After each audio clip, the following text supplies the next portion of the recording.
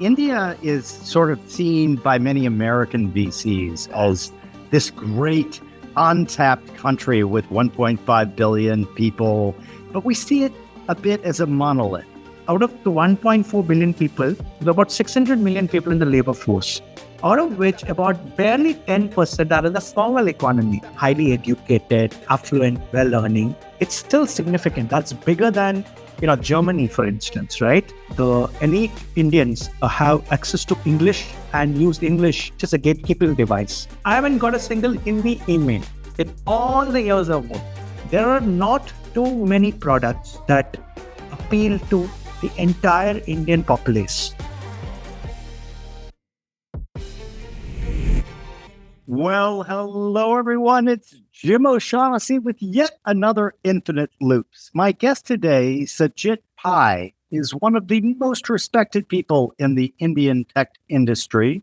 He's a GP at Blume VC, and he's also a very prolific writer. I've read much of what he's written. He's a wonderful writer. And what I love about it is the transition, Sajith, from 2 decades in media entertainment and then staking your claim, I think it was in 2018, by joining Blume VC. First off, welcome. Thank you. Thank you, Jim. It's a pleasure and it's an honor. And if you wouldn't mind, one of the things that I have been learning a lot about that I'm sure that many of our listeners and viewers don't know too much about is India is sort of seen by many American VCs as this great untapped country with 1.5 billion people, but we see it a bit as a monolith. And you've at least you've disabused me of those notions. And it would be great if you could help our listeners and viewers understand it's not that at all. You've said it's 3, maybe 4 different countries, and that you really need to understand. So if you wouldn't mind walking us through kind of a 101 on the Indian opportunity and many of the misconceptions Westerners have about it. No, I'd be happy to. A lot of folks outside see India as this large, like you rightly said, 1.4, 1.5 billion population country with a rising middle class. And because a lot of, I would say, folks in the West interact with very smart Indians, and especially if you're in Silicon Valley, Indians are a substantial portion. And even in US corporates and as well as British corporates are full of very successful Indians. So typically the notion is that there are a lot of people like them in India, right? But when you actually unpack the data, you find that kind of population, highly educated, affluent, well-earning, is actually a very small portion of the Indian population. So I look at India as about 4 countries, but really 3 of them are the ones I think it's best understood as. It's sort of a pyramid. India 1, India 2, and India 3. India 1 is like the smallest market, and the 4th country is really a subset of India 1, which is an extremely kind of rarefied set, which I'll not talk about. So let's go back to the 3 countries, India 1, India 2, and India 3. India 1 is about 30 million households, about 120 million people, about 9 to 10% of the overall Indian population. And it accounts for about $15,000 per capita income. And they are the ones, for example, buying Apple phones, having Starbucks coffee, of which is a franchise in India, or Dunkin' Donuts, buying Samsonite suitcases, and what have you. A lot of people think this is a majority of the Indian population, but it's actually just about 9-10%. But the fact is, because there are 120 million people, it's still significant. That's bigger than Germany, for instance, right? That's bigger than the UK. So the fact that's an interesting paradox of India, that India 1 is just about 9% of India, but it's still larger than many countries. Right. India 2 is the second nation, and that is really aspiring India. There are about 70 million households, 300 million people. They can use the internet, but they can't consume. They're users, not consumers. And they account for about $3,000 per capita income. Sort of like a Philippines, but Philippines' population is about 100 million. It's like an Indonesia with the with the per capita income of the Philippines. India 1 is like a Mexico. Like you think of it as a Mexico-sized country. And India 3 is really beyond the pale. They're like, they're completely locked out of the markets, economic markets. They're not making too much money. $1,000 per capita income, really struggling to buy, no disposable income, and so on. Really, these are the three nations. And I think what Western companies or any company outside India needs to keep in mind is there are not too many products that appeal to the entire Indian populace. Yes, there are companies like Unilever, Procter and Gamble, more Unilever, and there are a few companies which have products that cater to the entire, 1.4 billion people. But really, most products really appeal to 30 million households, 120 million people. And if it can appeal to India too, then it's really a big product. So that is sort of the three nations and sort of the teasing apart of this. I want to take a pause here and let you come back into the conversation. Thank you. And how do you navigate between these three countries? Do you aim at that tier one, or are you looking for founders who you think might be able to go into country two and ultimately country three? I think all of us in venture or we're really launching, I would say, most consumer products have really kept India 3 out of our calculations. It's a very large country, 1.2 billion people, or 1 billion people, but it's really outside of our consideration set. Now, one thing to keep in mind is it is not like India 1 is concentrated in a few cities and India 1 is in certain regions. It's spread across India. So sort of a good way to understand is if India is water or milk and the India 1 is like the cream that cannot spread across. It's concentrated in a few regions, but there's no one part where it kind of like people talk about Italy and say southern Italy versus northern Italy. Northern Italy is far more prosperous. Nothing like that in India. There are some trends where the southern part is a little, southern and western parts are a little more richer, but nothing decisive. But it's sort of spread across. And all of us really keep India 1 and 2 in mind. And if we're lucky, if the product can also appeal to India 2. Very few products appeal to India 1 and India 2. That's because the hooks that are needed to grab onto the landmass of India 1 are not sufficient or are not relevant to the hook to grab onto the landmass of India 2. What I mean is India 1 speaks a lot of English. They're very comfortable with what's happening in the US, consumption patterns. You see them as really, and I like to think of this metaphor that India 1 is a 51st state of the US, really, okay? So that's that. And because they're watching Suits or Friends and what have you, they're really consuming US culture. But India too is not a native English speakers. They can see English. Some of them can understand English, but they're largely vernacular language speakers. While they can use the English internet, they're not native and they don't leverage it well. Some of them have started using it for learning. Some of them use it for shopping, etc. But they're not native users. The pattern, the way in which, so India 1 is very used to clicking on colored rectangles on flat glass screens and buying. But India 2 likes to use voice. And increasingly, a lot of apps have started giving back, interface using the voice interface. And it'll be interesting if AI in the next few years can use this voice interface to help make the internet palatable for India too. So this is sort of the lay of the land when it comes to venture-funded startup. We're largely focused on India 1. And we have direct experience with that in one of our verticals, Infinite Books. On the audio book, we are looking to be able to translate it into the very many languages spoken in India. And the AI is getting better and better and better at that. So we think it'll be an interesting experiment, at least. And by the way, we're doing it entirely experimentally. We don't have any preconceived notions about how that might or might not work. But you've also written elsewhere that India is a low trust society. And are there specific things that you look for? First off, I guess this is a two-part question. Is that top in the country one that is very comfortable with U.S. culture, et cetera? Is that still a low trust cohort, or are they are they more like the United States in their trust? And then the second question would be, how do you build apps that work and appeal in a low trust society? Yeah, I think that India is a low trust country.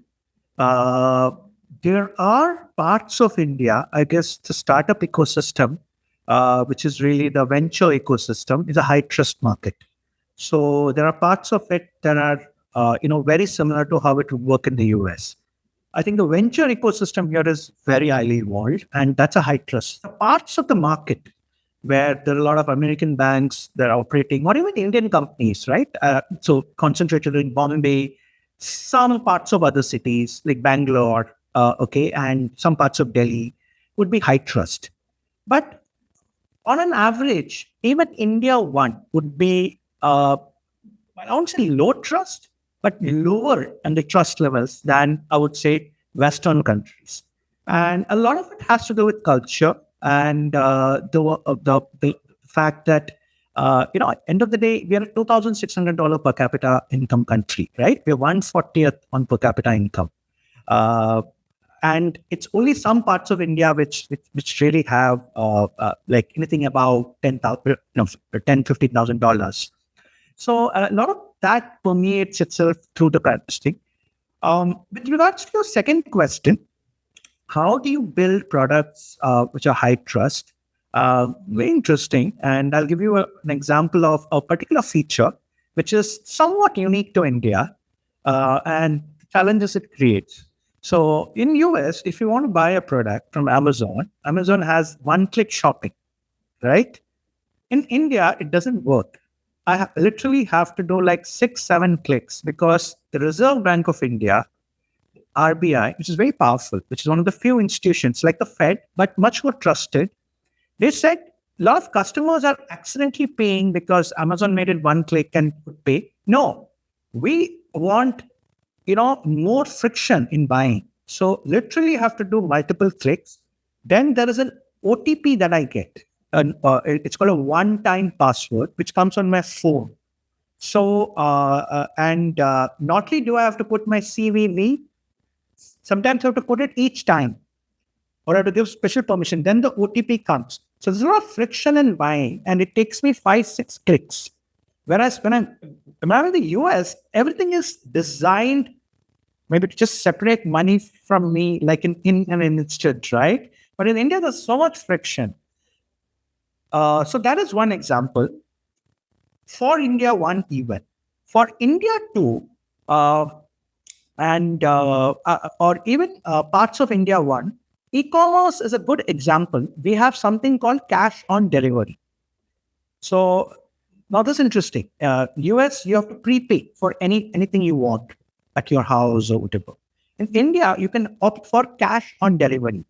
Now, what it means is, I do not believe that what you're sending me is the right thing. I want to see it. I want to make sure it is, and then I'll pay. So cash on delivery still is a majority of Indian e-commerce. And fact is, people do pay digitally, but they want to see the product in their hands. Now, this is an indicator of what a low trust economy has engendered. The fact also is that our addresses are very hard to make out. They're hard to pass. They're as simple as US addresses, 1320 Maple Drive zip code, right? They are like half a mile long, and they give you interesting things like, come behind the temple, give me a shout, and someone will come. And, it's a fourth door with this. So one of the Indian apps, Swiggy, even has an option for photographing your door and adding it so that people who are delivering can see the door. So this is interesting. This is not related to trust as much, but so much as so. What it means is aligned with cash on delivery, aligned with the fact that addresses are hard to parse and etc. We have return rates which are very high. Some of our apparel companies, which do fashion e-commerce, have return rates as high as 40%. It's a nightmare to deal with, because it vitiates a unit economics. So I've given you a lot of variety, but I thought two examples of what low trust mean, like India 1 and India 2. So yeah. As I listen to your response, I can't help but think that both of those were problems in the United States way earlier, right? So cash on delivery, COD, was very popular in the United States as we were emerging as a more unified country, because the states were very, as you probably know, the states have their own constitutions and they have their own rules and regulations and all of that. And so most things were set COD because in that regard, we were low trust. And then the friction on the one-click payment, same thing happened here when the internet started to dominate, right? And I think it's probably an apocryphal story, but it illustrates the point. It was really the Beanie Baby phenomenon in the United States that got people willing to put their credit card on eBay. Most people, when Amazon was brand, I was a real super early adopter of the internet. And I still remember, and I'm a journal keeper too. And I just found something from like the mid 90s where it says, I don't know if I'm ever going to put my credit card on the internet. And and then, of course, we became accustomed to it. Do you see similar things progressing that way in India as well? I do. I think over the last, I would say like 20 years, the internet has 20 plus years, 30 years, if you take 94 as sort of the early kind of wave of internet in India. I would say, yes, I've started seeing this trend towards more trust, less of friction, more people willing to use credit cards or at least digital payments. So certainly in the right direction. But I would say a lot of this is much faster in India 1, little less faster in India 2, and non-existent in India 3. Mm-hmm. And so I have been very bullish on Indian people. I mean, the profile is, and now I'm learning, I'm probably profiling that India 1, but highly educated, incredible work. We have a joke at OSB that if an Indian CEO gets installed, then yes. Yeah. So we view it very positively. But as I listen, it seems to me that penetration into country 2 and country 3 is going to be a very long adoption curve. And what are your thoughts on how that might happen? I could probably understand how you penetrate the aspiring country number 2 that's just below that 30 million figure you gave for the top one. Do you ever see it like getting and permeating the third level? Yeah. So India 1 is about 30 million households and 120 million people. 120 million. India 2 is about 70 million households and about 300 million people. I would say that I'm very hopeful of India 2 much more. For one, the per capita income is around $3,000, and typically they have low but rising percentage of their earnings as disposable income, and typically around $4,000 to $6,000. The disposable income becomes material enough to start influencing the Indian consumer market, and at that point, we'll start seeing them becoming a force. What is interesting is that there are companies which have been able to successfully sell into India 2. Some of them are startups. Some of them are not necessarily startups in the truest sense, but they are really larger companies launching brands. And one successful company is called Zudio, ZUDIO. It is from one of India's largest conglomerates, the Tata Group, the highly respected Tata Group. Everything from salt to software, they run aeroplanes as well. So they launched, one of their companies launched this brand called Zudio. Effectively, it is like Indian Zara, H&M, but much lower priced, less than $10 typically, right? And basically what they did was they worked backwards. They said, this is the price I want to kind of offer. And this is the margin that I'm comfortable with. Hence, this is what I need to manufacture it at. They gave a large amount of volume to their suppliers, and they were able to get goods at much lower prices. The markups were lower, and they sold the product at lower prices, and they've been extremely successful. So this it's kind of said that Indian consumers are not low price, but they're high value, more than low price, right? And that has turned out to be true. So second, when it comes to, for example, India is a big market for two-wheelers. So there have been, for example, companies which have. There's a company called Hero Group. They earlier had a joint venture with Hero Honda, but now they kind of separate. So Hero Group. So they have a very successful two-wheeler brand, which is very popular in India too, and a lot of it has to do with fuel efficiency. So they basically said, we will do what it takes, and they created this 4-stroke engine. So there's less power, but it gives you tremendous mileage, and that really matters in India. So these are two examples, and there are many more of companies really, working backwards from the price that they have to sell at, making sure that the product has features which are relevant for India too, and being able to kind of provide that value. And they've done very well. There is this gentleman, C.K. Prahlad, not so well known now, but he's passed away. He was an American academic. He was at the University of Michigan, Ann Arbor.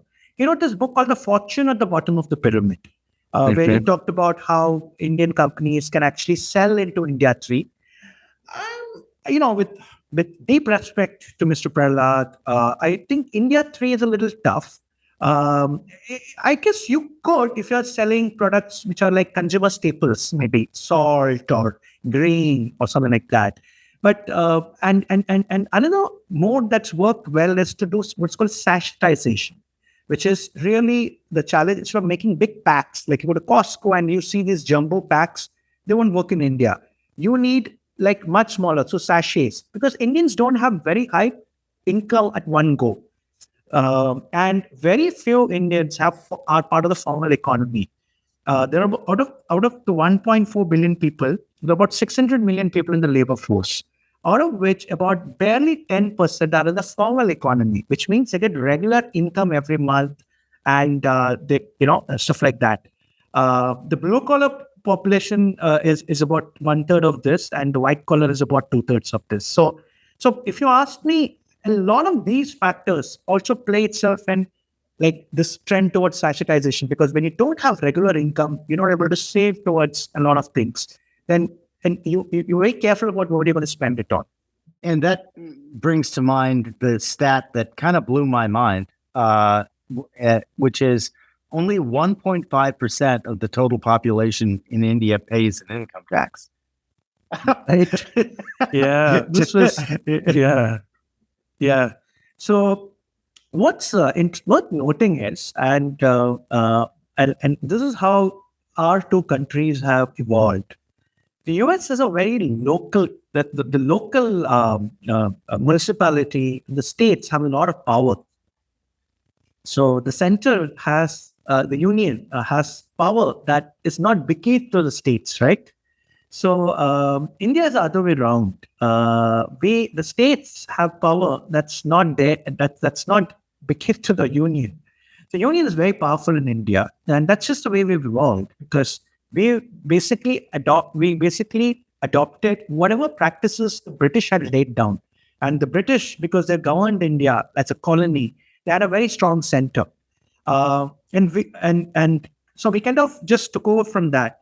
And what's worth noting is, unlike the US, we have very few local taxes. I do not pay local taxes, Jim. I only pay the income tax, and I pay the goods and service tax, which is an indirect tax. But the fact is, there are very few Indians kind of paying that. And I think over the last few years, and well, there's a kind of very different discussion, and I probably shouldn't go there. There's also been a desire by the Indian state to not expand the tax base, the direct tax base. So sort of there's a saying, right, in the US: no taxation without representation. It is a very important saying in the history of the United States. So in many ways, I think the powerful Indian state is kind of goes by the philosophy of no taxation, no representation. So what it means is that if you're not paying tax, then you do not have the right to ask for a lot of things. So the center is not held accountable for a lot of things. And so what has happened over the last many decades is the Indian elite has sort of segregated themselves from participating in the public in public goods. So the elite of India live in large gated complexes today, which is sort of the equivalent of the white suburbs in the US. So not all the gated complexes are in the suburbs in India. Some of them are in the big middle of the cities. But in large gated complexes, they have security. They drive large cars, and there's a trend towards richer households buying more and more cars. While public transport is used, not enough public transport is used. There is a saying in the West that rich country is one where even millionaires and billionaires travel by public transport. It's not so true in India. So kind of a roundabout way, but it's sort of this 1.5% or 22 million Indians paying all of the tax has many implications, and not all are necessarily healthy implications. Do you think that is somehow a remnant of the caste system in India? Is that still influencing the way things are going, or not? Not this specific one, but I would say that if you take the Indian caste system, so India's unlike the British, unlike UK, where there's a class system. India is the caste matters far more, and it has not gone away completely. So I would have expected, I would expect it to kind of come down every year, and it is reducing. In large cities, it's not as important. But then again, I'm a privileged member of the upper caste, so I won't see it. It's sort of, it's hard for me to kind of see the chart. Much like, for example, if you're a member of the minority in the US, you will encounter far more challenges, which, for example, the white American will not encounter, right? So I may not see it as much. I would say it's come down. There is a strong correlation with income, and I would say caste. It is not decisive. There are reasonably large, but there are a reasonable number of lower castes who have done well, or middle castes or have done well. But increasingly, I think a majority of the people who've done well, economically well off, are, I would say, certainly the upper castes. But the tax, so naturally that has an implication in who pays the tax. So that's the way I would put it. Some of my younger colleagues at Virtues Ventures who are working from India and are Indians, obviously, often joke that the largest variable whether India can be the powerhouse of the 21st century is the government. and they say that to me often enough every time I ask a question like, "Well, why aren't you why isn't this happening? This happening? This happening?" And then the refrain from them always is, "Look, you're right. We've got all of those things that you're mentioning. Highly educated, highly motivated. Capital formation is VCs like yourself, but they're like, the government is our greatest exogenous risk here." What do you think about that idea? To give credit to the government, they do understand that if they don't reform India, they're sitting on a time bomb. Because this is a country where there's a large number of people who are less economically well off. Unemployment is reasonably high. So, to their credit, all governments, especially this government, has been very proactive. In I would say investing, for example, when it comes to roads, railway, infrastructure, for instance, has improved dramatically. That said, I would say two areas where I would say we should see a little more intervention. The first would be the tax one. I think the Indian taxman can be very temperamental. For example, they can come back and say, "You owe us money for the last 10 years," and there's no statute of limitation there, and that does create challenges. The second is to do with interpretation of laws, and I would say there are enough examples of sectors where the certain laws hobbled the growth of the sector. Now things are changing, but for a long time, India's drones had to be within line of sight. So they couldn't be used in agriculture, they couldn't be used for many things. You had to get a lot of permission. So as a result, the biggest use case for drones was weddings. And because Indian weddings are, they talk about big fat Greek weddings. Indian weddings are, they're bigger and fatter. And you had this trend where every wedding had a drone going up, shooting it from multiple angles, etc. So that's an example of how a kind of law hobbled the growth of the drone sector. Now things are changing. So I think these two are areas where I think we need to kind of see the Indian state ease up a little. But otherwise, I think they've been fairly be open to the idea that they have to invest, they can't stand in the way of growth.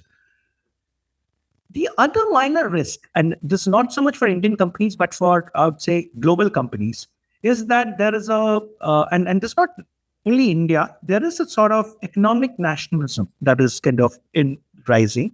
And what that means is the Indian state wants more control. We're seeing some of this in Brazil, as we saw it with X/Twitter being shut down by the Brazilian Supreme Court. And there is a case that is slowly proceeding through the Indian legal system on WhatsApp. And the contention is that WhatsApp should give the encryption keys to the Indian state, because they're worried that WhatsApp being used, and WhatsApp is what the country runs on. Sitting in the US, you probably don't understand how important WhatsApp is. It's a bit like how China, with the Tencent and Tencent's messenger is so central to the country. So we'll see how this goes. At some point, they will, understand and probably, get agree to some sort of middle ground. But so I would say these three, a little bit of temperamental tax treatments, laws being, applied a little indiscriminately. And the third thing that I was mentioning, Jim, is about economic nationalism. So if you came into mind these three, temperamental tax treatment, sort of very kind of treatment of laws in a kind of indiscriminate manner, and finally economic nationalism. These are sort of three ways in which the government sort of kind of creates challenges, I would say. Yeah. We are investors in a fund that concentrates on Bangladesh. And one of the GPs there said to me that Westerners get most things wrong there. And he gave us an example. He was talking to a potential LP, and the LP said, "Yeah, well, I was looking at adoption rates of internet in Bangladesh, and they're microscopic. Nobody seems to be using the internet there." And he smiled and he goes, "That's because they don't ask the right question. If you look at a survey that says, when was the last time you were on the internet? It might seem long to a Westerner, right? But if you ask the question, when was the last time you were on WhatsApp, or when was the last time you were on Facebook, it was today." Because and this is echoing the importance of WhatsApp in India as well. And it seems to me that if the state really wants the country to emerge as an economic powerhouse, they would at least understand the universal importance of those apps. Or am I just a Westerner totally getting it wrong? Yeah, I think they do understand. It's just that I think there are very powerful forces, and it's not unique to India alone. We're seeing that in Brazil, we're seeing it in China.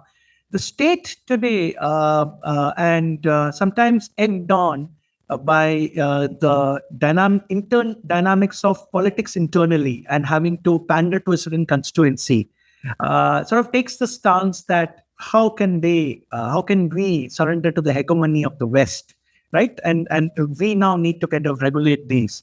Sometimes it's good. I do appreciate that the EU has helped regulate Apple to change the Lightning port to the USB-C port, and that's a godsend. I can use different chargers now. I'm not reliant on the Apple charger. But sometimes it can get, overtly kind of awkward. And I do hope that some of this regulation doesn't lead to a situation where, which leads to someone exiting the country, like X had to, exit. There's a force too. So I don't know if it will happen tomorrow in India, but these are risks that sometimes you run. But I think overall, India is far more progressive. I must tell you that. And I think there is a keen understanding that India is far more connected into the global economic system, and India stands to benefit far more from it. And there are enough pulls and pressures, enough constituencies, that sort of a middle ground will be reached in India.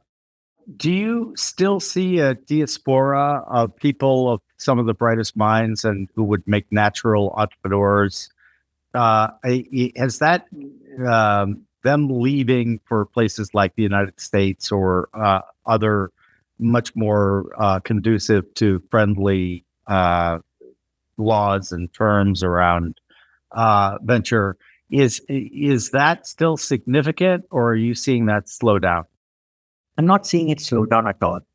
I'm actually seeing it rise in certain parts of India. If you go to Punjab, which is in the north of India, on the border with Pakistan, historically it used to be India's most prosperous state. That's because it's fertile farmland, and they benefited from irrigation projects laid down since the British time. And they also did very well when we had what's called the Green Revolution, when we got these seeds. But over farming, over fertilization, and many other challenges, including some uses of terrorism, etc., has led to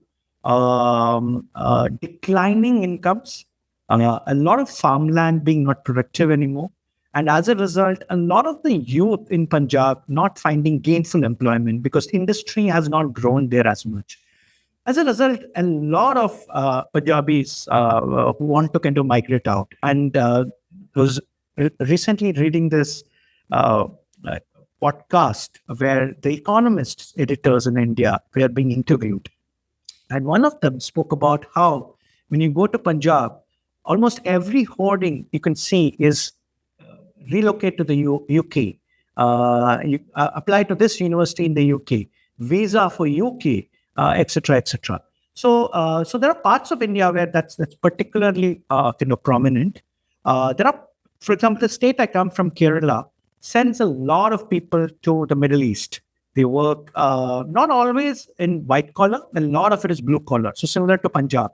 So what we're seeing is a rise of blue collar migration has really gone up.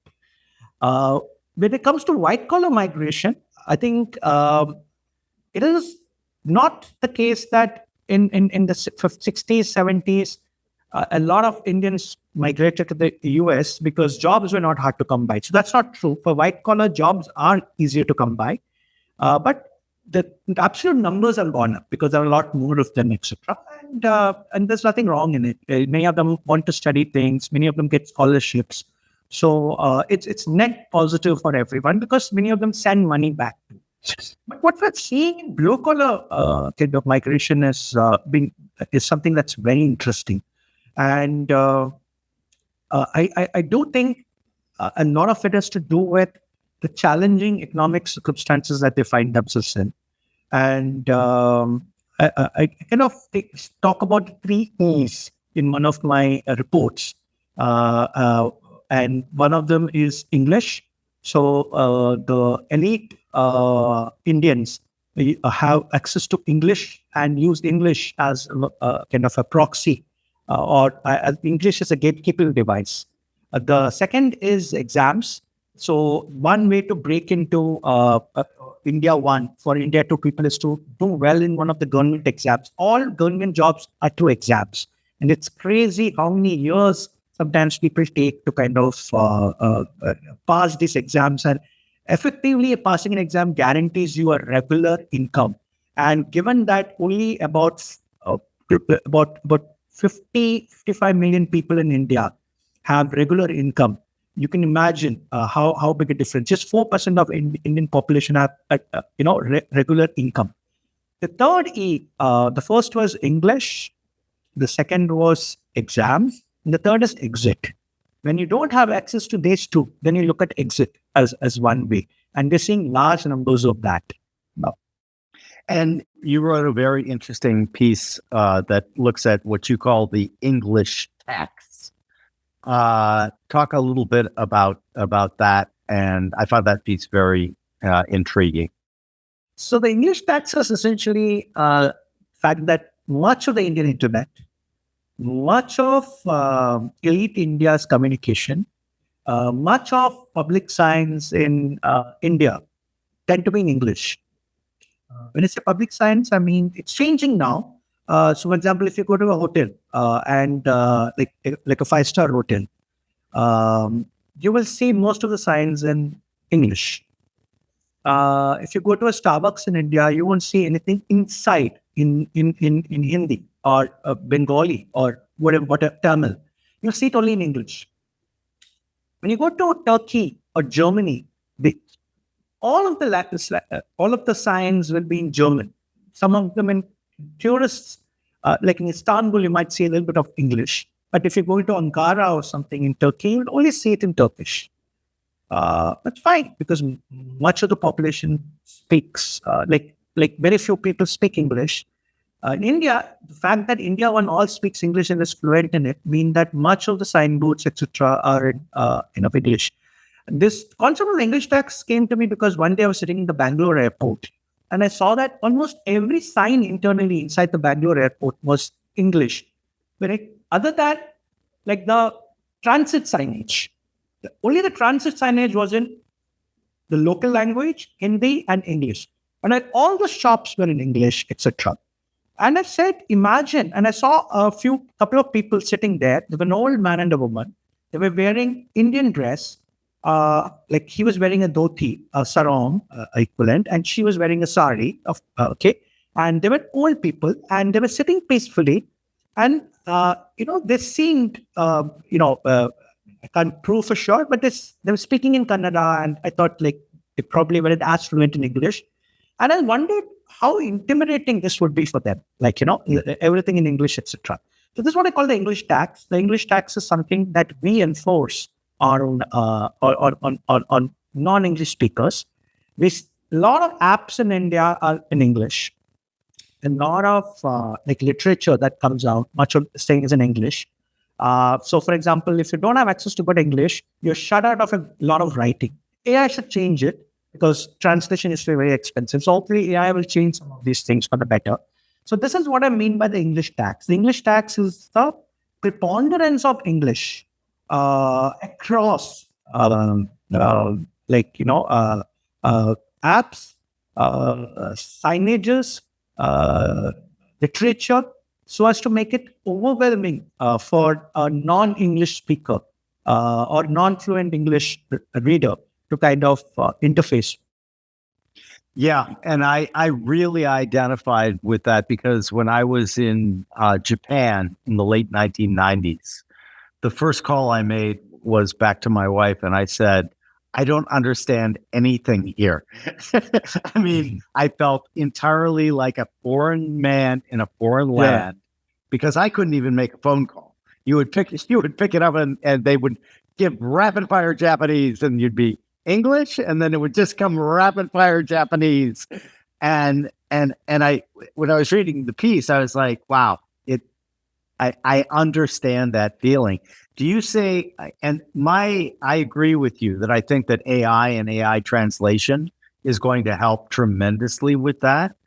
But do you think that was just a remnant of the English Raj, or is that also a gatekeeping mechanism?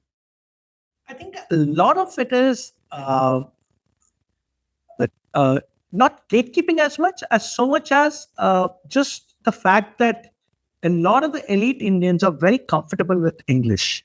It's worth noting that most of the I would say the formal kind of for formal jobs. I would say English is used. I would say about 50% of the time. About 50% of the time, they would speak in a different language. But if it is at the top, if it's really in senior management, for instance, largely English.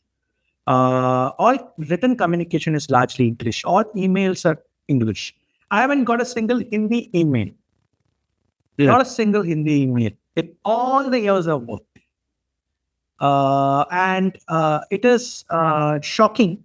I would have expected at least one email to come to me. I've not got a single email. So if you're going to work in corporate India, you can speak a little bit of Hindi or speak a little bit of Tamil, and that's fine, right? But any written communication is almost entirely in English. And so it is not intentional. I mean, yes, it's so gatekeeping is an outcome of that. But what it does is, if I'm comfortable in English and I know that people come into these jobs, they come through the right colleges, they're comfortable in English, and it just turns out that people use English, and it's how it is. There's a lot of path dependence that's really emerged because when the British were there, the elite. So there's this gentleman called Macaulay. So he was kind of a British administrator. And he spoke about creating a middle race of Indians who would be able to mediate between the native Indians who didn't speak English and the British. And so sort of English speakers in India are what I call Macaulay's children. So a lot of the people who did well were people who knew English and who got into the bureaucracy, who got access to the top jobs, etc.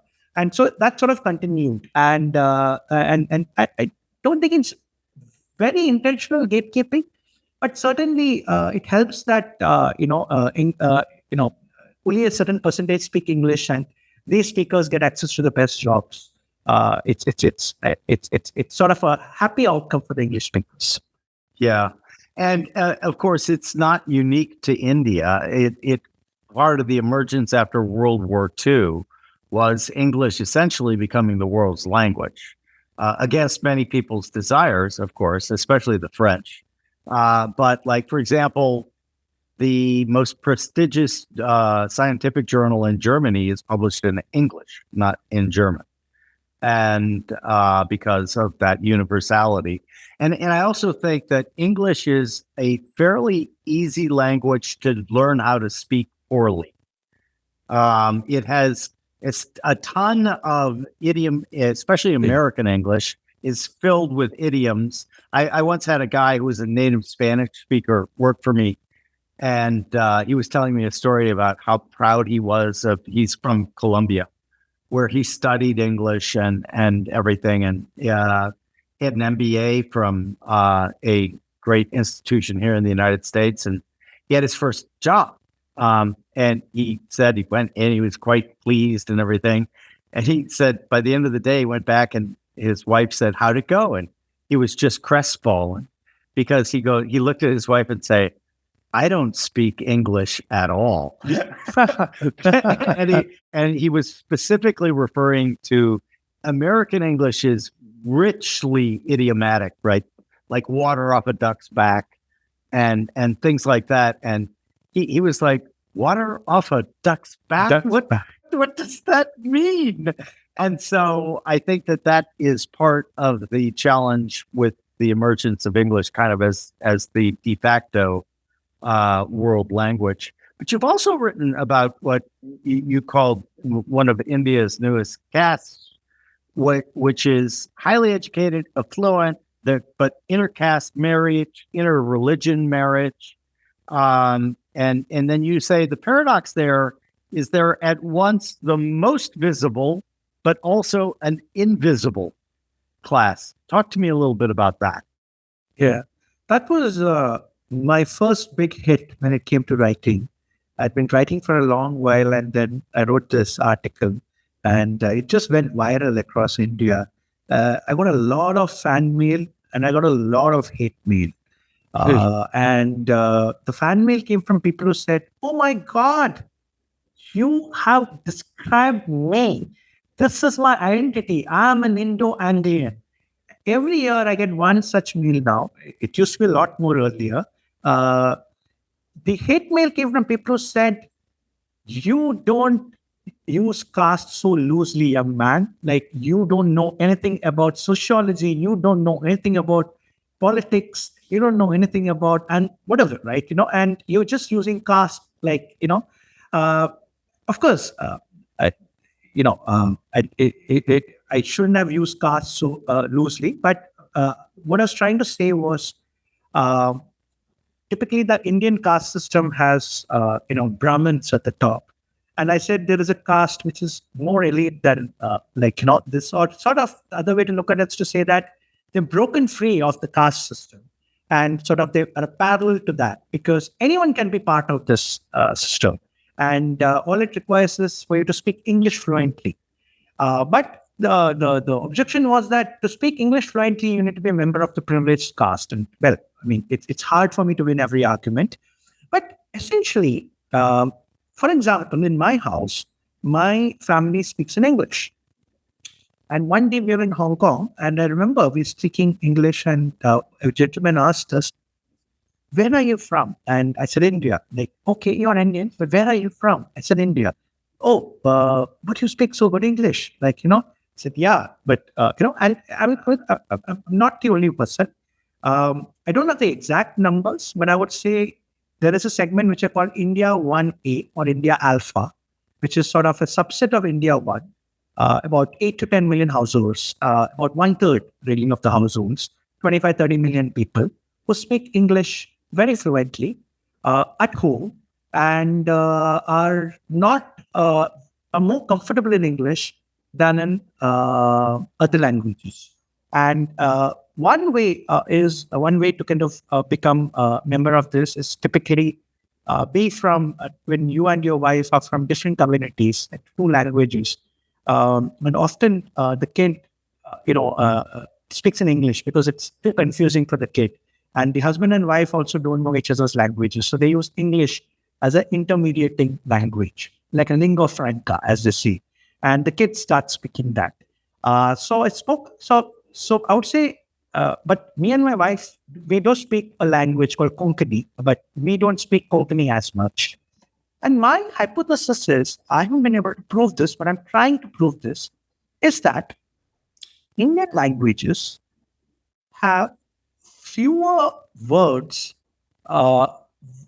which describe emotional situations or contexts. Good. I was reading this podcast where Charles Duhigg is an author who has written this book called Super Communicators, where he talks about language having three components. There is the practical one. Please get me this book. Then there is social. How are you feeling, Jim? And the third one is, Jim, what you told me did not make me feel good. I think there was a melancholy in what you said, or something like that, right? So the third one is a challenging area. For example, in the language that we speak, I know enough words relating to the first, practical context. I know enough words relating to the second, social context. But when it comes to very emotional conversations with my wife, etc., we want to talk about issues, etc., we tend to use English a lot because English has far more emotional range. So I'm willing to even pay a student to do a PhD, or I'm willing to kind of pay someone to do research. I want to find out how Indian languages rank by vocabulary. Do Indian languages have fewer words? B, do Indian languages have fewer words in the emotional bucket? 3, does the average Indian speaker have much more limited vocabulary, especially in the emotional bucket? If what I'm saying is true, then that explains a lot of why the elite use English a lot more, because the native Indian languages don't have enough range, especially on the emotional side, to express themselves. Wow, that is such a fascinating thesis. Now you've given me something that I'm going to be thinking about for the rest of the day. Because I had a colleague who was Japanese, and I got to know him really well, and we were talking about language, and he said, and I asked him, do you think differently when you're thinking in English versus Japanese? And he looked at me and he goes, Jim, I don't just think differently, I act differently. And I went, well, what do you mean? And he said, when I'm thinking in English, I'm much more like proactive. We can do this. Let's go take that hill. And he goes, when I'm thinking and talking with colleagues in Japanese, I go to a much more consensus oriented. Do you think that maybe taking that hill over there would be a good idea or no? And so I hadn't thought about it from the point of view of a lack of the ability to express emotions in that native language. Because ultimately, I think that's one of the things people get really wrong about capitalism. Like if you're going to be an incredibly successful founder, you better understand emotions, because emotions are ultimately what drive a tremendous amount of decisions, even for so-called rationalists, right? What they'll do is they'll make an emotional choice to buy a product, to subscribe to a service, etc. And then they'll paper it over after the fact with all the rational reasons for why they picked that particular product and or service. And so that is really fascinating, and I will be thinking a lot about that. You also mentioned something that I found really interesting, especially given the fact that you, in your 3 E's, exams being so important and credentials being so important, you once said that you would rather get rid of the degree on your CV than stop writing? So this is kind of a two-pronged question. You also mentioned that there aren't very many Indian venture capitalists who do write a lot like you do. So my first question is, why is that? And then secondly, I am fascinated that given how important externally exam results and credentials are, you understand that the writing is even more important. And I'd like to hear your version of why. We'll take the first one, why VCs don't write. I think it's got a lot to do with the fact that in India, while the venture industry is reasonably sizable, and there are a rising number of VCs now, I think the power imbalance is still much more in the VC's favor. Unlike the US, where the power imbalance is in the elite founders' favor. In India too, it is changing, but slowly. So what happens is, when there's a power asymmetry in the VC's favor, the VC can sit back and wait for the founder to approach him or her. In the US, it's such a large market. There's so many founders, and the market is relatively uncapped. That means if you miss out on something that's big, that could be $100 billion, right? Or more. Whereas India is relatively capped. In the sense, we have the largest Indian venture is $36 billion, which is Flipkart, majority owned by Walmart. The next one is one-fourth the size. Next one is half the size, Zomato. And the third one is one-fourth the size. So, relatively, mistakes haven't been as expensive as in the US. When the power asymmetry changes, like for example, there are a lot more elite founders, and those elite founders then have to pick you, which is how great venture happens. You have to be picked by the founders.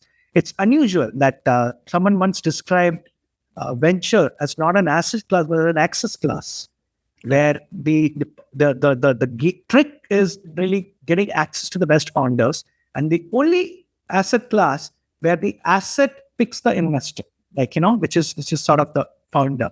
So now in the US, I'm not surprised that many VCs are writing, because they're signaling to the founder, hey, I'm relevant for you. I know the space, etc. They're trying to make themselves useful. In India, I think we're some ways off from that, because relatively the VCs have more power, and the founders have to go to them. And there are much fewer quality VCs, and every founder knows that, unlike in the US, where there are many quality VCs, and in India, there are much fewer quality VCs.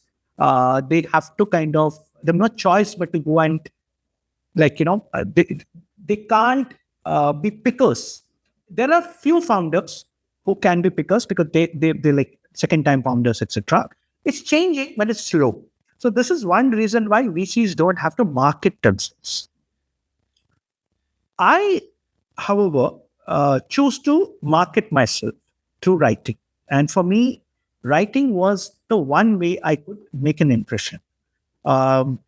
I remember reading this Scott Adams article about how to be the only, where he said that, look, there are many Japanese speakers, there are many marketers who, but if you are a Japanese speaking marketer in the US, then you're unique, right? So it's like you be the only. So I said, I will never be the best VC. I don't know, maybe I will, but as of now, I don't know if it's a realistic ambition to have. I will never be the world's best writer. But can I be the world's best writing VC? Okay, that's tough too. But can I be India's best VC who writes? Yeah, I think so. Yeah, and I think that's the slot I've kind of carved out. And it's worked for me because I came into venture at the age of 43. I'd not been a founder. I'd not worked in a startup. I'd not been an investor. And I sometimes don't know what Karthik Reddy saw in me. Of course, he's told me what he saw in me. Was a person who reached out to me. He founded Blue, but he did reach out, and I kind of heard him out, and I said, yeah, sure, I'd like to kind of give venture a shot, and it's worked well for me. But because I was like an outsider coming into venture, I wanted to market myself to founders, and I wanted founders to find me, and hence writing became very critical. And the reason why exams don't matter enough is I feel like that doesn't help me stand out as much, because even if I pass the toughest exam in India, it's typically the IIT entrance exam. It is not going to make me stand out, because there are many VCs who are from IIT, but there are very few VCs who write. That's what helps me stand out. Very smart. And that also leads me to what skill sets did you bring from your longer history in entertainment and media that were sort of immediately applicable on the venture capital side? So I worked for a long time in a company called the Times of India Group. It is India's largest newspaper company, sort of like Gannett in the US. Very well run, privately held, very profitable. And there was there's no word for it, but there was a way of, and the company's Indian name, the name was Bennett Coleman and Co. Limited, the official name, because it was a British company which was acquired by Indians. They kept the name Bennett Coleman Co. But, they were the term was, there was a Bennett approach, or the Times approach, to kind of look at the business and through a lens. And we worked with this gentleman called Samir Jain, who's sort of the owner of the group, and he's sort of a brilliant mind. He looks at the world in a very unusual way. And there were a lot of principles that he looked the world through, which I learned. I used to work with him closely. I was his chief of staff for a while. And it's sort of this Bennett approach, or the Bennett way, or the Times way, was something that I kind of brought in. In addition, I think working for about 2 decades, you worked with a lot of people. So, for example, I had worked with a lot of salespeople, and I understood that incentives matter a lot. And one of the unusual things I found was startup founders did not pay attention to incentives. So, like, I would ask them, okay, this is the goal, which is to enter this market. Who's driving this? And so they'll say X, Y, Z. So now tell him, okay, if this succeeds, how much will X, Y, Z make? We'd say, why would he make more? He has ESOPs who make. Now I would say, okay, but he'll make that even if this doesn't succeed and the company does well, right? So, and I would find that there was like a blind spot. And I would say like, oh, okay. Or, for example, I would say like, you need to set the incentive such that this person makes money only if the next person's incentives work. Like if I'm the salesperson, and if you pay me well, if you pay me my incentive, but I don't. Once I kind of convince the customer to give the money, I just take it. But the onboarding is a failure, and the client then walks away. I still get my money. And I would say, like, how can you kind of design your incentives like that? You need to design your incentives that you only get money after 6 months, 9 months, etc. Like, when the customers like onboarded, and like, it's a working partnership, etc. So I think incentives was another kind of area where I was able to kind of really help my founders. The third one is really strategy, and I find that like sometimes bringing the lens of strategy was very helpful. A lot of founders sometimes intuitively get it, but they're not business students. They're not studied business, and I find that this is sort of I would say like a gray area for them. And these were the areas: strategy, incentives, and sort of this unique Times approach to looking at data, for instance, we would say, like, don't look at the average, break up the average everything, and really look at what is really working and what is not. Uh, Not that founders wouldn't do it, but I was able to kind of stress that to a greater degree. And that's part of what you also call narrative capital, right? Where they have a strategy, they have the incentives right, and what you're helping them do is tell the story better. And listening to you, it sounds like helping them understand, gee, these things over here really, really matter, and you need to think about them more.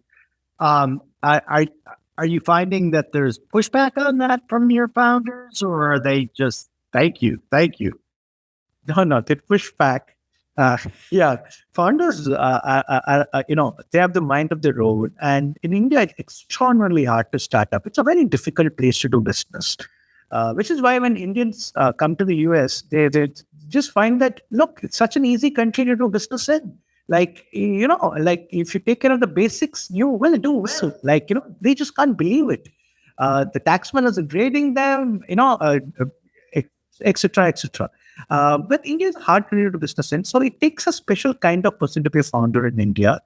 And I would say that I don't have it easy with any founder, and I'm grateful for that.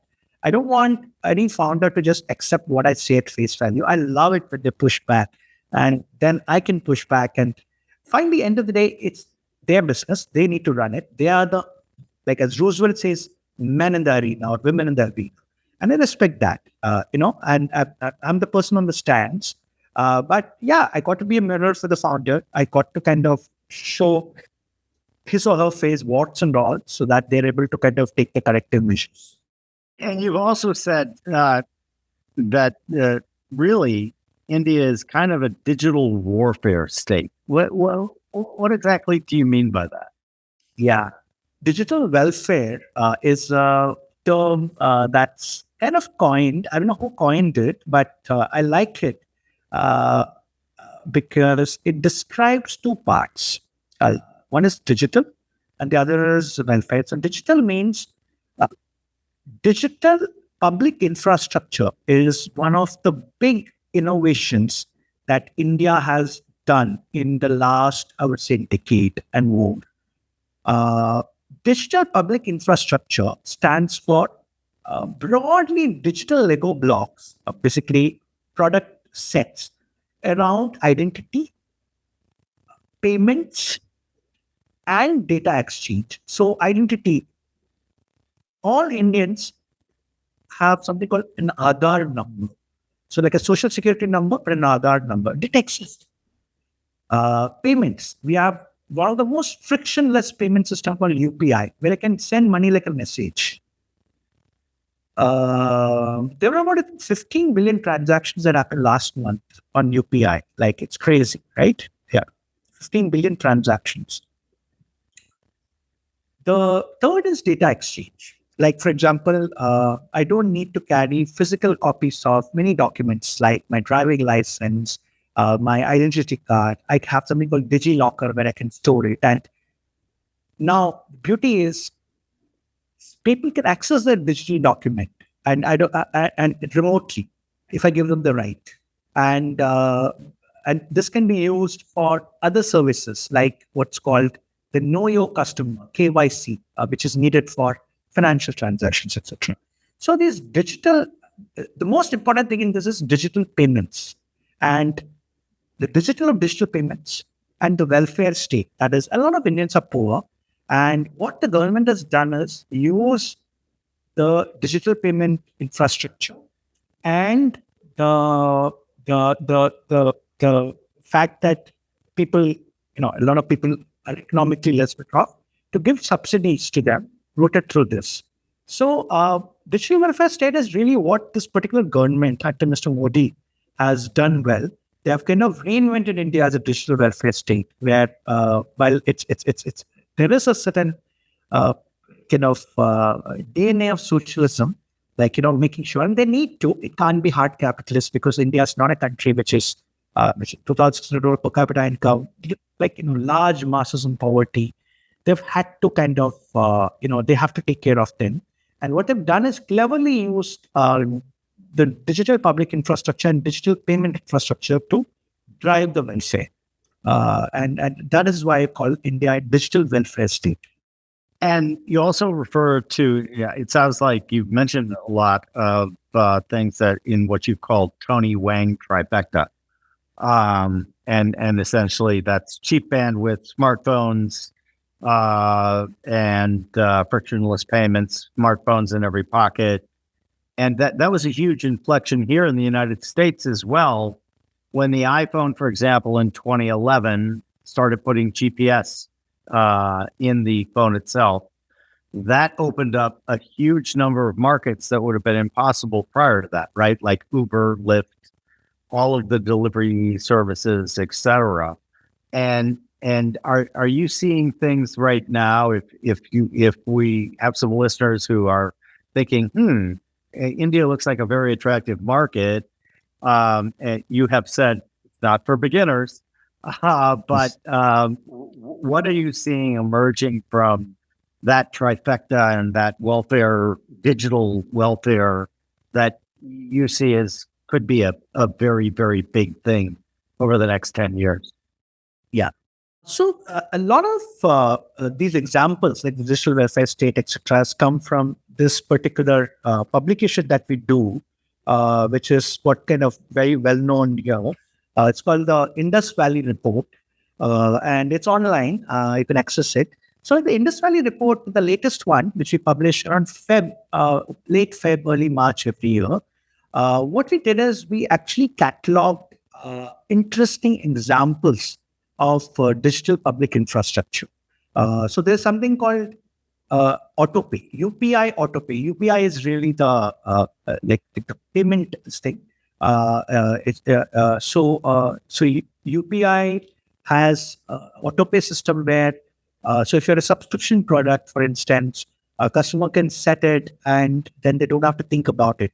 And what that has done is it's led to growth for a lot of companies which earlier struggled with getting customers to pay. And there were a lot of interesting, and I'll give you two examples. So there was a company called ShareChat in India. And ShareChat's, think of it as Twitter or Instagram, but in non-English languages. So they have different channels. Each language is a channel. And so you go into your channel and kind of get a lot of content. And ShareChat struggled with monetization because they try to make money through advertising, but because a lot of the people who are on it are not necessarily affluent Indians, so they couldn't monetize those eyeballs.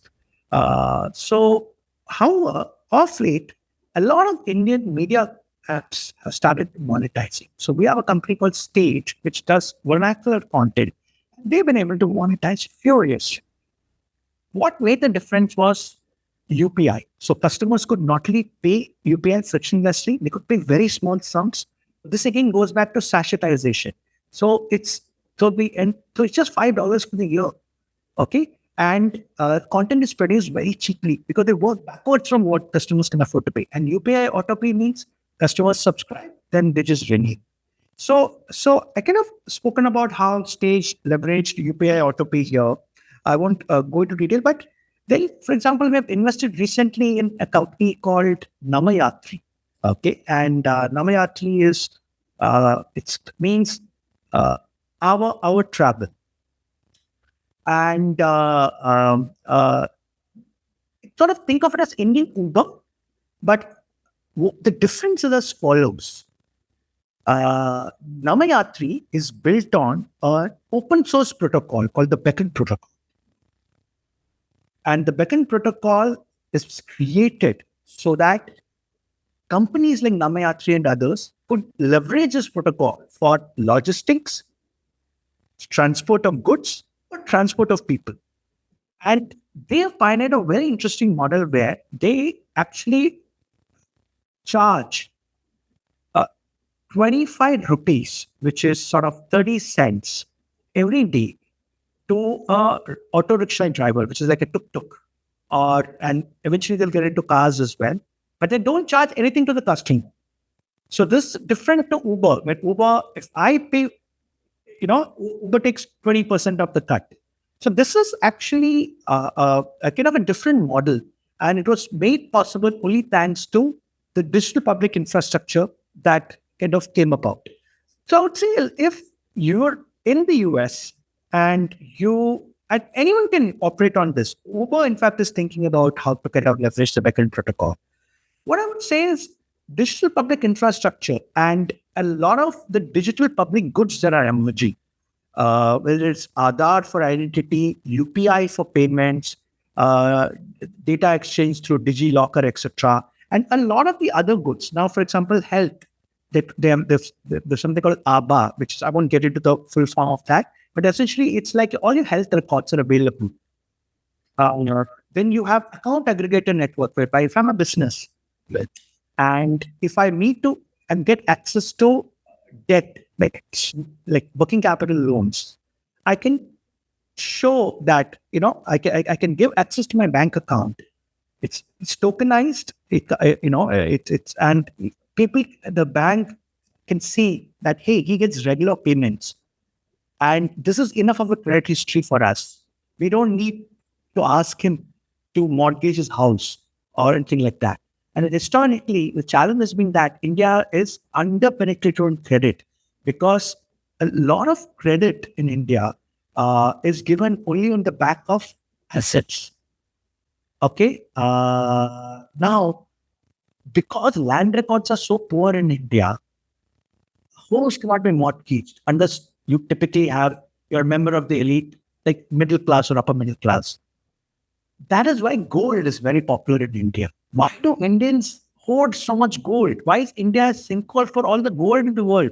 Because gold allows me to get access to it. So there are all of these interesting, also the fact that, like we spoke about trust. Low trust also manifests itself in a poor credit market.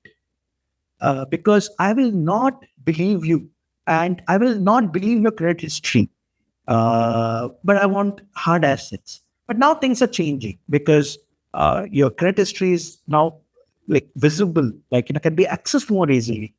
And sort of what the government is trying to do is bring more people into the formal economy through this. That's fascinating because another one of the theses that I have is that in the United States, we are in many respects hampered by our very efficient paths.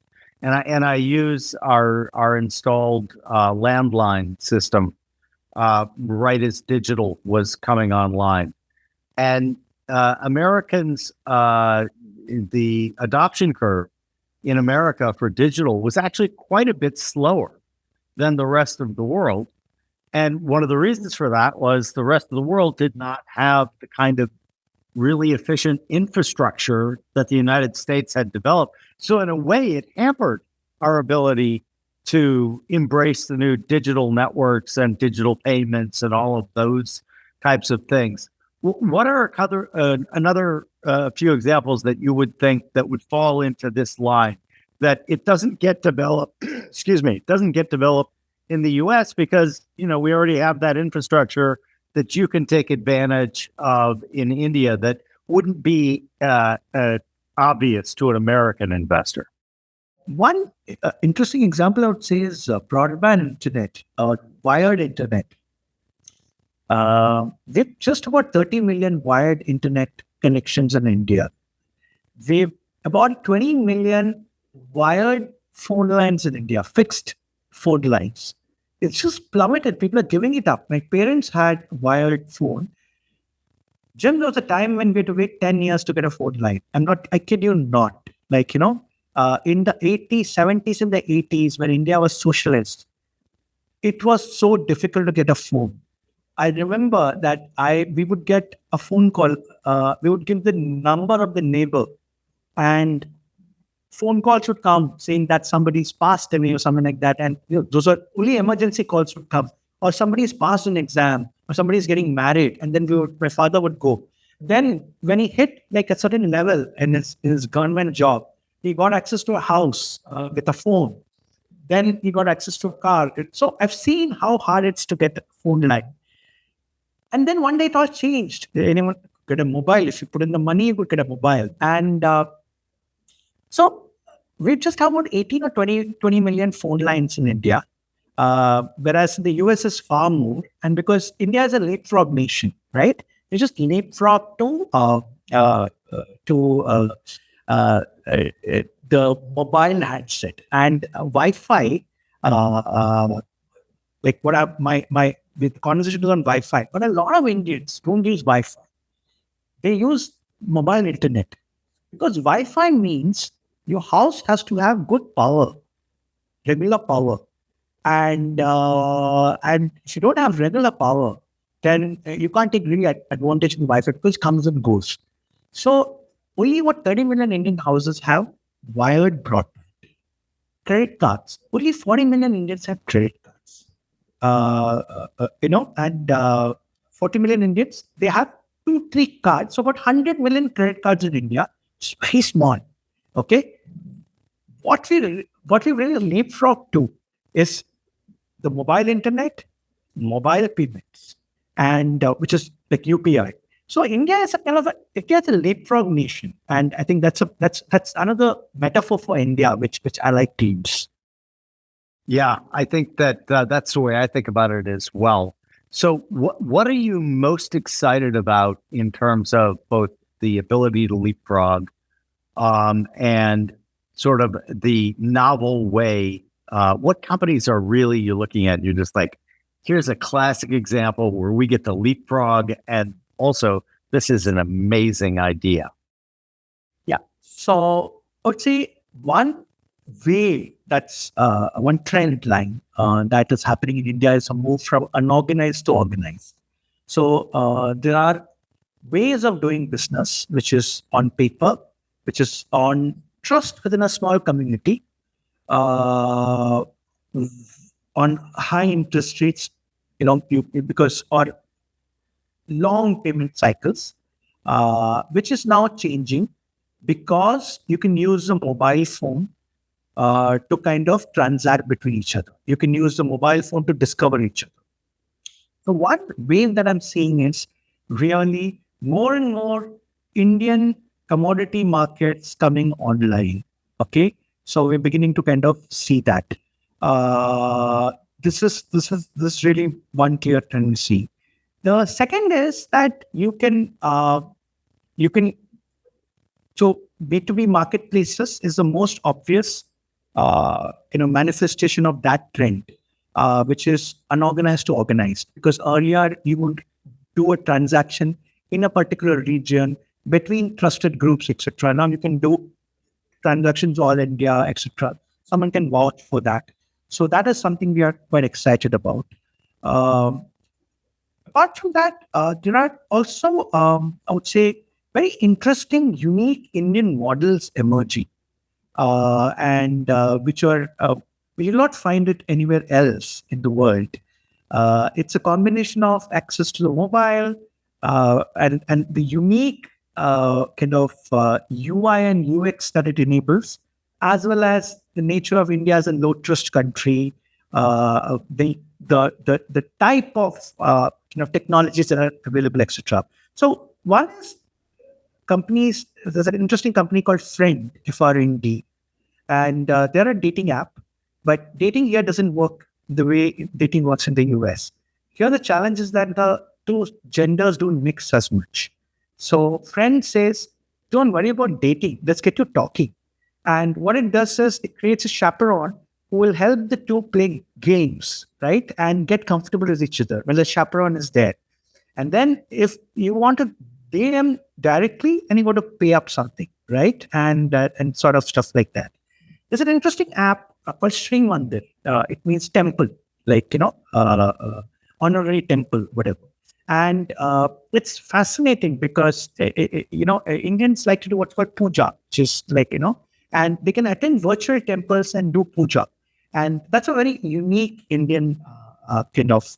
Then there's an app called Jar, which is where people can save small savings, like you can transfer it and then buy gold with it. And like if you transfer like 40 rupees, it'll buy 40 rupees with digital gold. So the very interesting, uniquely Indian apps born out of Indian consumer psychology, like unique interfaces that like Indian internet offers, as well as the low trust nature, etc. So I'm quite fascinated by all of these trends, and we're really looking at these spaces. So one company we bet on and which succeeded well was Stage, which I just mentioned, which is really about vernacular content. So sort of like Netflix for India, but they have very distinct Indian content and produced extremely cheaply. And they kind of cater to people who don't get the kind of content that they would like to kind of enjoy, and now they get access to that. So these are all opportunities that I'm excited about. I think it's a tremendously exciting time for India, and I think I'm fascinated by the differences, but also by just the opportunities you just mentioned. Those are very exciting to me because they're very unique to the country itself, and yet there might be people who pay attention to what's hot elsewhere might be able to adopt it to their home country, at least in the strategy of being able to think about things like that. Well, this has been remarkably fun for me to listen to you. I love what you write. And we have a final question here that's kind of fun. We make you emperor of the world. You can't kill anyone. You can't put anybody in a free education camp.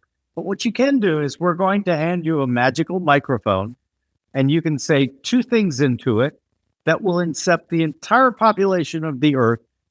Whenever their next morning is, they're going to wake up and they're going to have those two things that you say, they're going to think of as their own wonderful new ideas, and they're going to turn to themselves or whomever their significant other is and say, unlike all those other ideas that I had in the morning and were inspiring, but I never acted on, I'm going to act on both of these ideas that I got today.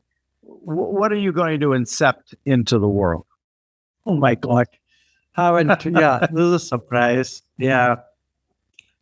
Well, I think, and these ideas could be anything. Anything. Oh, certainly. I think the world's a very unfair, unkind place, and I would certainly want one of those ideas to be one where we are able to kind of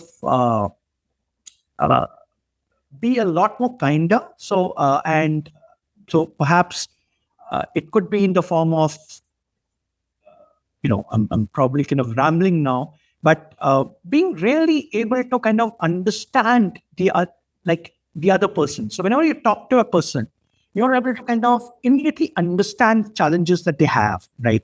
And you immediately able to act based on that. So it's sort of like a magical power whereby, like, I'm talking to you, and I'm not shouting at you because you're not dancing. I'm trying to understand what is it that led to this one, and sort of I understand the intent really well, and I'm able to kind of understand the intent. And I understand what is driving you to make that action, and I kind of see you not through the action, but the intent and the circumstances that led to it would be one where I would say people should kind of have more and more understanding of that intent. And the second would be to just reduce the religiousness of the world. And if I could say, everybody could become irreligious. I'm not saying people should become less mindful. There's certainly aspects of every religion that I find fascinating, whether it's a Jewish Shabbat to Buddhist meditation, etc. But I would certainly want religion as we know it to just disappear from the world. So I would say intent, not actions, is the way to understand people, or understanding circumstances, not actions or behavior. Okay. And second would be to kind of remove religion from the map, probably make the world a kinder, safer place. Those are both absolutely fascinating. And I think I agree that both would make the world a safer place. The ability to as we would say in America, walk a mile in that person's shoes, and understand what was driving them is something that is sorely lacking. And then the idea that traditional institutionalized religion, you could have a very healthy debate on whether that has been a net positive or a net negative for the world at large. And I do love your distinction. You're not talking about meaning. You're not talking about all of that. I think what you're getting after there is the tribalism of certain religions and the animosity and hurt and pain that they cause, probably a net negative. So I think both of those are excellent things to accept in the world. Thank you so much for joining me and for your time. It's you have a wonderful perspective, and we will make certain that all of your links, everyone will be able to find you when we release the podcast. We release both in video and audio, but all of the links to finding you will be there. And I'm certainly glad we found you. And thank you so much for giving me so much of your time. Thank you, Jim. Been a pleasure. Thank you so much for this. All right. Cheers. Bye-bye.